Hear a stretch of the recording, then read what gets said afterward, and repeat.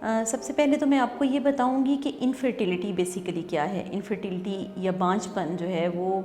ہم اس صورت میں ڈائگنوز کرتے ہیں جب کوئی بھی جوڑا آپس میں 1 سال تک مسلسل ساتھ رہنے کے باوجود کنسیو نہ کر سکے،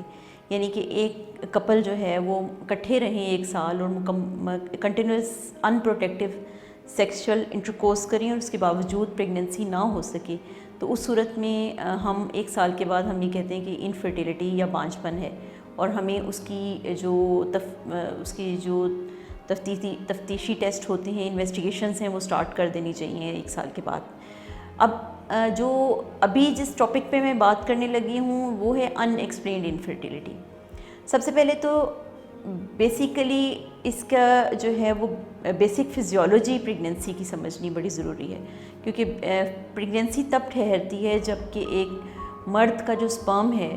جو اس کا جرثومہ ہے، وہ ایکٹیو ہو اور اس مرد کے اندر اس کو فیمیل کے اندر ڈپازٹ کرنے کی صلاحیت موجود ہو، ٹھیک ہے۔ جب ایک جراثیم ایکٹیو ہوگا یا سپرم جو ہے وہ ایکٹیو ہوگا، اس کی سپیڈ اچھی ہوگی، تو ہمیں یہ مردانہ فیکٹرز ہیں جو کہ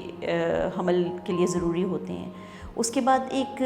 خاتون میں کیا فیکٹر ضروری ہوتے ہیں؟ سب سے پہلے جو فیکٹر ضروری ہوتا ہے وہ یہ کہ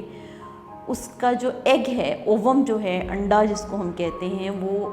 پراپر بنا ہوا ہو، میچور ہو اور اچھی کوالٹی کا ہو۔ اور سیکنڈلی یہ کہ جس رستے سے گزر کے مرد کے جراثیم نے فیمیل کے انڈے تک پہنچنا ہے، وہ رستہ جو ہے وہ بالکل انٹیکٹ ہو، بالکل ٹھیک ہو، یعنی کہ اس کو کسی قسم کی بچے دانی میں یا اس کے نیچے کوئی ایسا پرابلم نہ ہو جس کے نتیجے میں اس کا سپرم جو ہے وہ ایگ تک نہ پہنچ سکے، یا جن ٹیوبوں سے گزر کے وہ جو سپرم ہے وہ ایگ تک پہنچتا ہے وہ ٹیوبیں بند ہوں کسی وجہ سے، یا کوئی اور اس طرح کا فیکٹر ہو۔ اور تیسرا جو فیکٹر ہے وہ یہ ہے کہ حمل ٹھہر سکے، مطلب یہ کہ اگر سپرم نے انڈے کو فرٹیلائز کر دیا ہے تو اس کے بعد وہ جا کے بچے دانی کے ساتھ اب ایک بانڈ بنا سکے، اس کے ساتھ چپک سکے اور اس کو بلڈ سپلائی ملنا شروع ہو جائے اور اس کی گروتھ سٹارٹ ہو جائے اور وہ بیبی بن جائے۔ یہ 3 فیکٹرز جو ہیں یہ بہت امپورٹنٹ ہیں، اور یہ تینوں فیکٹرز اگر موجود ہوں تبھی حمل ٹھہر سکتا ہے۔ اگر ان میں سے کسی ایک بھی فیکٹر میں پرابلم آ جاتا ہے تو پھر پریگننسی نہیں ہوتی۔ اور زیادہ تر جو کپلز ہیں، 50% کپلز جو ہیں وہ ودن 1 ایئر کنسیو کر لیتے ہیں، لیکن اس کے باوجود اگر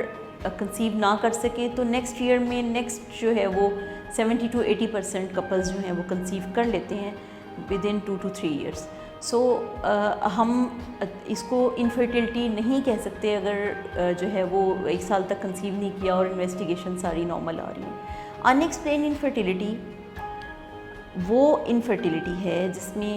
ان ایکسپلینڈ انفرٹیلیٹی وہ ایسی ٹائپ آف انفرٹیلیٹی ہے جس میں مرد کے فیکٹرز بھی ٹھیک ہیں،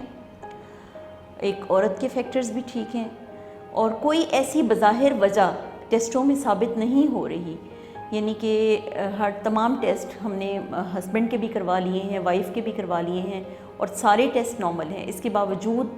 پیشنٹ کنسیو نہیں کر رہا، تو اس صورت میں جو انفرٹیلیٹی ہے وہ ان ایکسپلینڈ انفرٹیلیٹی ہوتی ہے۔